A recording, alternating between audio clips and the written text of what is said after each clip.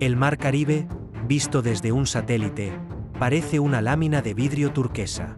Pero cuando bajas la mirada al nivel del horizonte, ese brillo tranquilo se convierte en otra cosa. Un tablero donde cada reflejo puede ser un aviso, y cada estela, una amenaza. Hoy, en esa franja de agua que muchos asocian con playas y palmeras, están pesando fuerzas que no se miden en postales, sino en toneladas de acero, combustible y nervios. Venezuela ha activado una de sus mayores movilizaciones militares en años. Miles de soldados en movimiento, blindados desplegados, baterías antiaéreas orientadas hacia el vacío del cielo como si esperaran que el primer golpe llegase desde allí.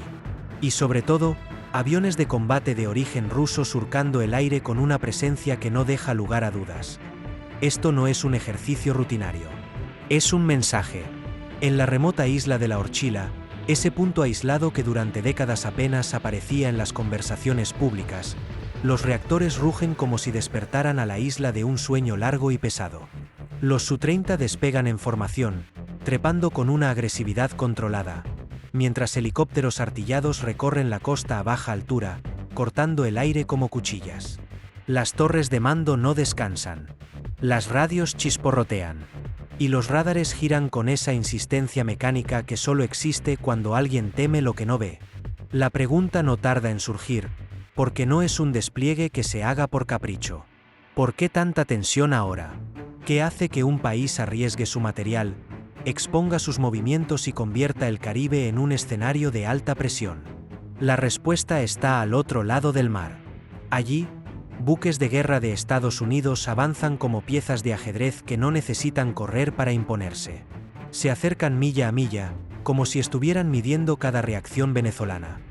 Cuánto tarda en responder una batería, qué patrón repiten los cazas, qué frecuencias se activan cuando alguien se pone nervioso. No es solo presencia, es lectura del adversario en tiempo real. Y cuando dos fuerzas se observan así, de forma tan directa, el Caribe deja de ser un lugar y se convierte en un pulso.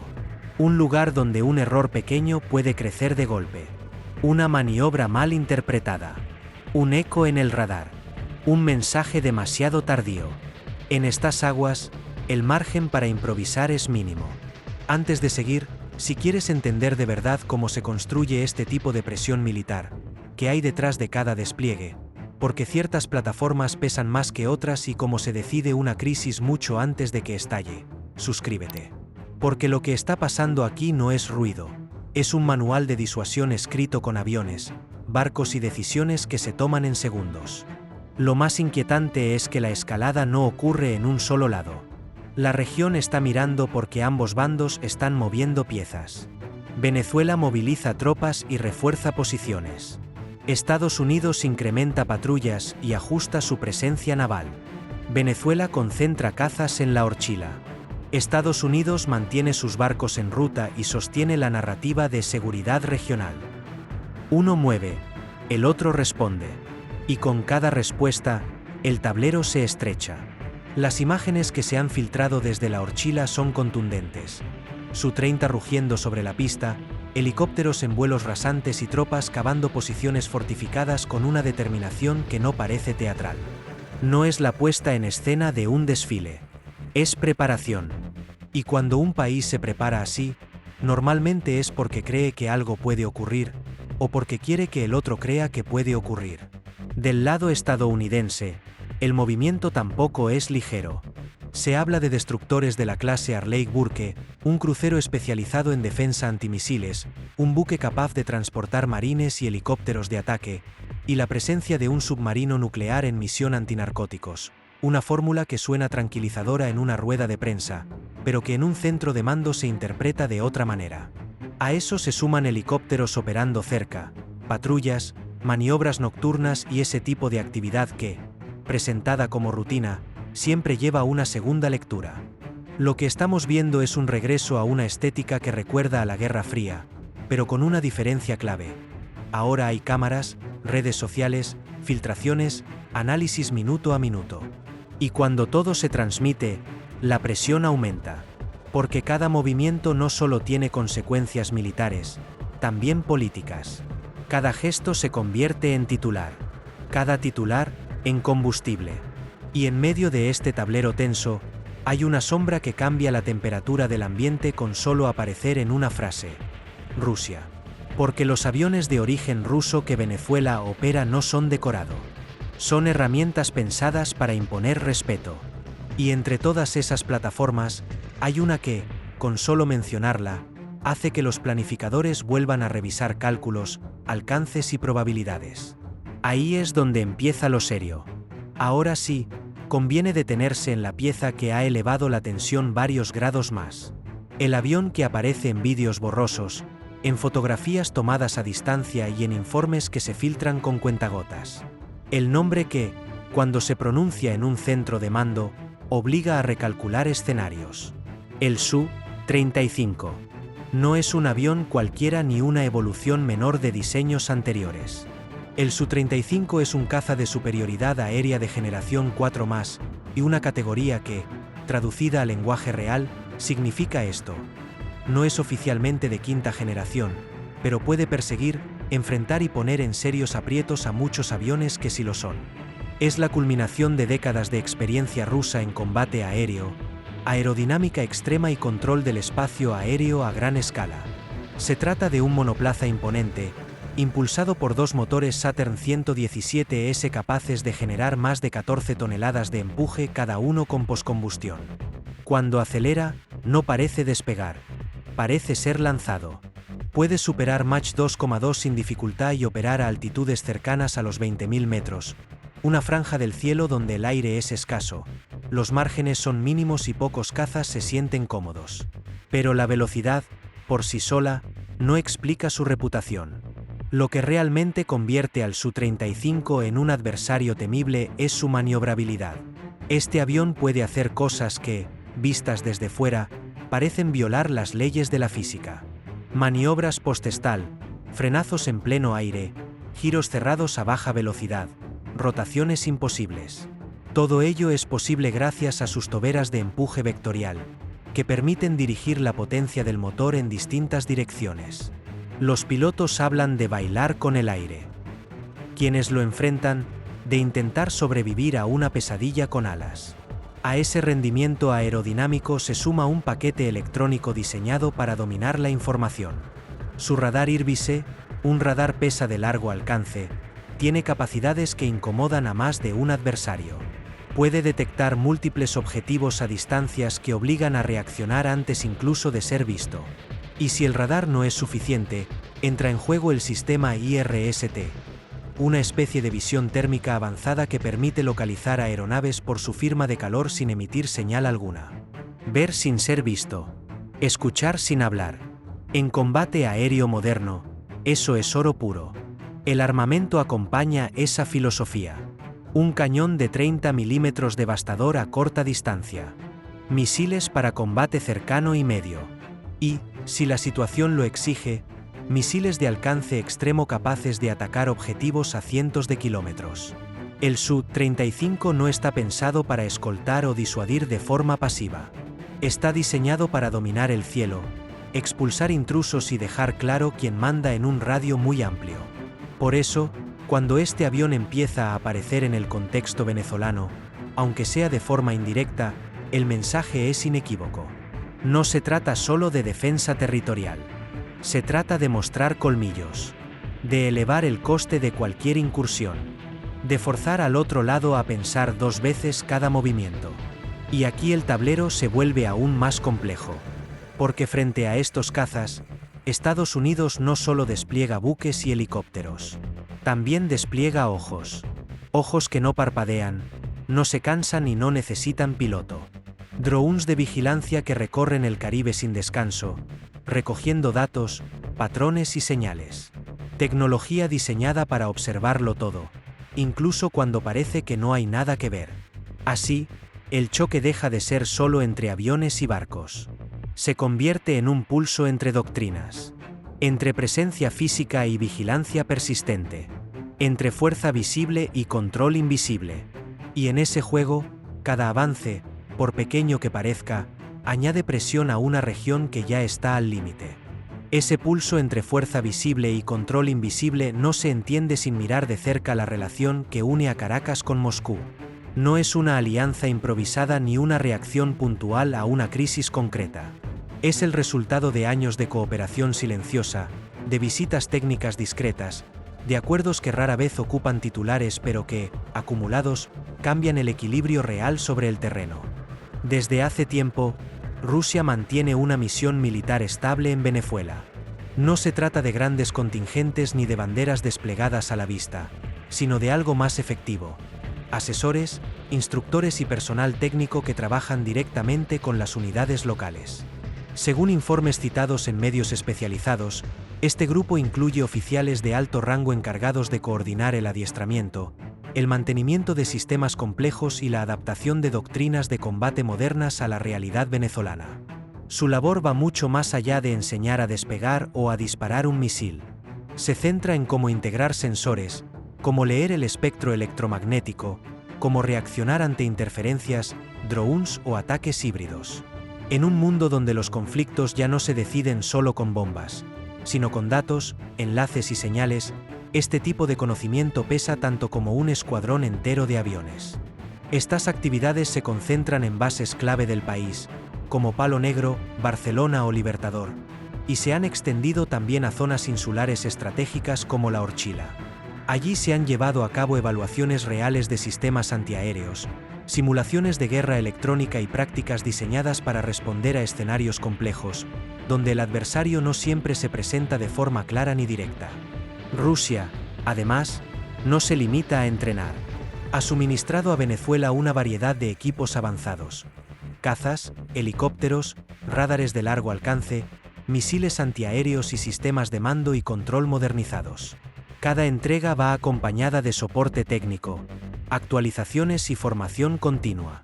Moscú entiende que su influencia no se mantiene solo vendiendo material, sino asegurando que ese material funcione, se integre y esté listo cuando haga falta. Para Caracas, esta colaboración actúa como un seguro estratégico. No garantiza invulnerabilidad, pero eleva de forma notable el coste de cualquier presión externa. Y en un entorno tan cargado como el Caribe, elevar el coste puede ser suficiente para disuadir. Una muestra visible de esta relación fue el ejercicio conjunto conocido como Caribe Soberano. Maniobras complejas frente a las costas venezolanas en las que participaron unidades aéreas, navales y terrestres. Oficialmente, todo se presentó como entrenamiento defensivo. Extraoficialmente, las imágenes filtradas mostraban algo más: siluetas que no pasaron desapercibidas, perfiles de vuelo a gran altitud y maniobras que sugerían apoyo técnico ruso directo. Aunque Moscú nunca confirmó de forma abierta la presencia de ciertos aviones, las escenas captadas desde buques y difundidas en redes sociales dejaron poco espacio para la duda. Intercepciones simuladas, defensa costera, desembarcos anfibios y despliegues coordinados enviaban un mensaje claro: Venezuela no está sola, y cualquier cálculo debe tener en cuenta esa realidad. Mientras tanto, al otro lado del tablero, Estados Unidos juega con otra ventaja. Una que no hace ruido y no deja estela: la vigilancia aérea persistente. Drones capaces de permanecer horas, incluso días, observando sin descanso. Plataformas diseñadas para registrar cada movimiento, cada cambio de patrón, cada anomalía que pueda anticipar una decisión. En el Caribe, esta presencia se ha vuelto constante. Vuelos documentados desde bases cercanas, trayectorias repetidas, sensores apuntando a infraestructuras, puertos y rutas marítimas. Es una forma de control que no busca impresionar, sino comprender. Y comprender, en un escenario tenso, es poder. Así, la región se convierte en un espacio saturado de tecnología, intenciones cruzadas y líneas rojas mal definidas. Un lugar donde la cooperación ruso-venezolana y la vigilancia estadounidense conviven en una cercanía incómoda. Donde cada asesor, cada dron y cada ejercicio añade una capa más de presión a un entorno que ya está al límite. Y cuando un espacio se satura así, basta una señal débil, un eco confuso o una alerta mal interpretada para que la tensión deje de ser teórica y se convierta en un incidente real. Esa saturación de tecnología y vigilancia permanente es el caldo de cultivo perfecto para que ocurra lo que más temen los estrategas: el incidente. No una guerra declarada, no un ataque masivo, sino algo mucho más peligroso. Un episodio ambiguo, rápido, difícil de desescalar. En el Caribe actual, la línea que separa la simulación del aviso real se ha vuelto inquietantemente fina. Los centros de mando lo saben. Por eso, en las últimas semanas, se han multiplicado los informes sobre intercepciones aéreas, maniobras de aproximación y contactos no planificados. Algunos han sido reconocidos oficialmente como ejercicios.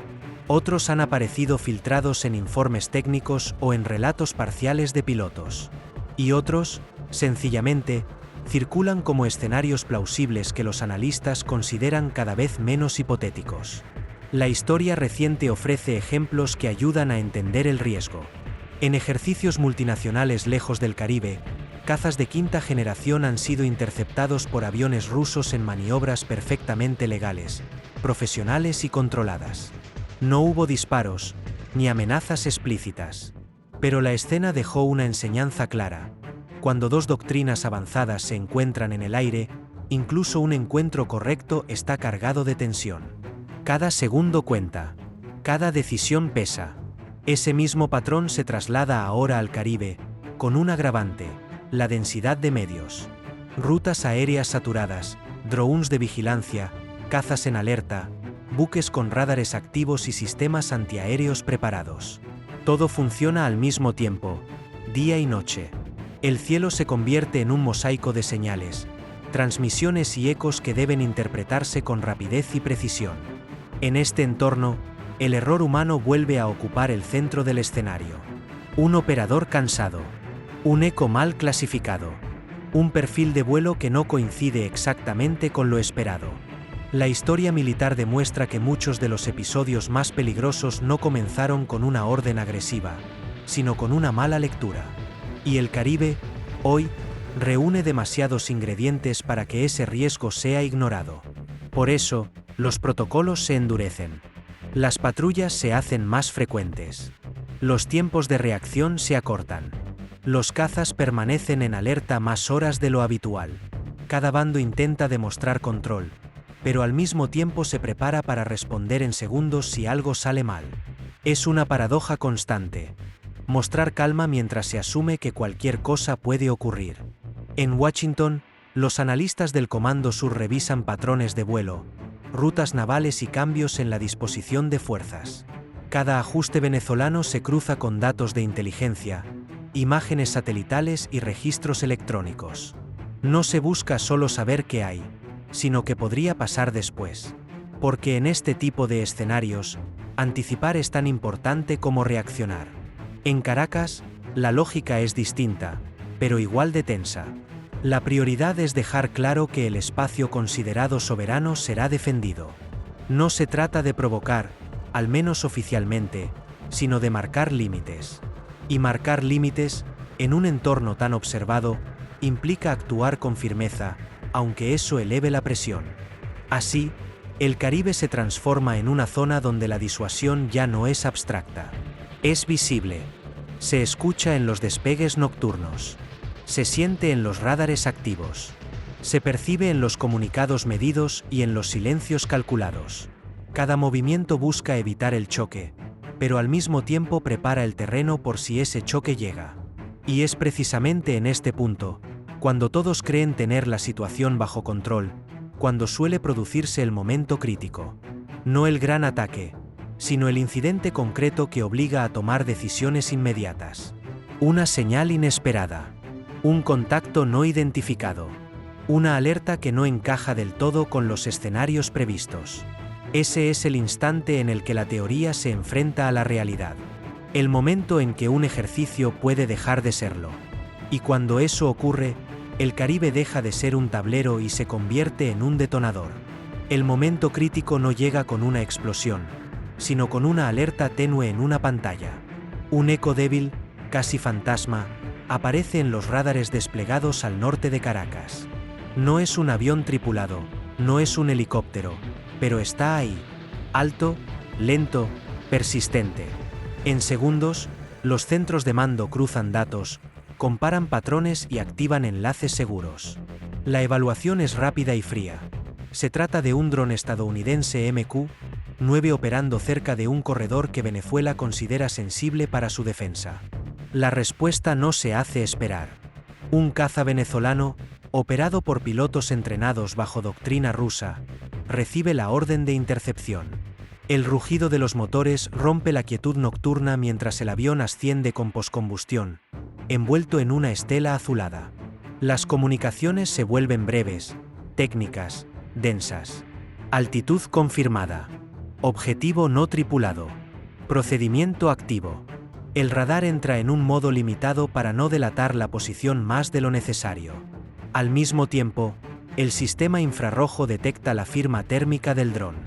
No hay dudas. El objetivo avanza ajeno a la sombra que se acerca a velocidad supersónica.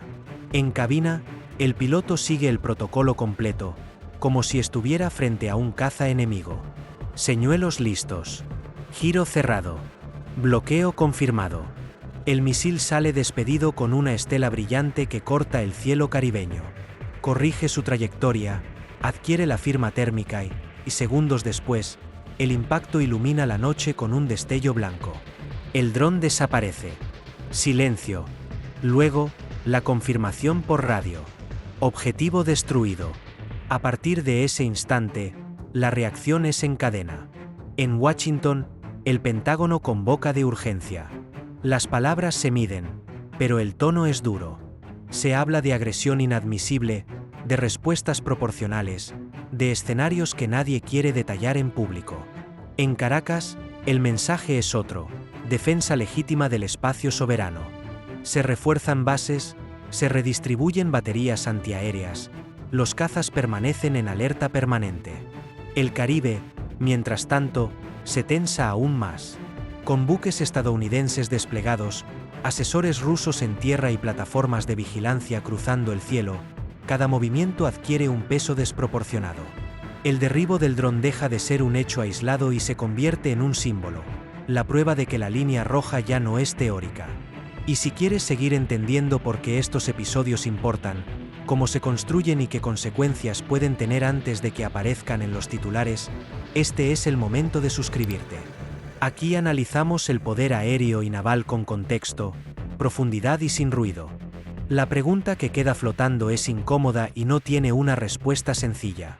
¿Cómo responde una superpotencia cuando su vigilancia es desafiada en plena era de los drones? ¿Hasta dónde puede escalar un incidente que nadie buscaba, pero que nadie está dispuesto a ignorar? Mientras los radares siguen girando y los cielos permanecen vigilados, el Caribe entero queda suspendido en una espera inquietante.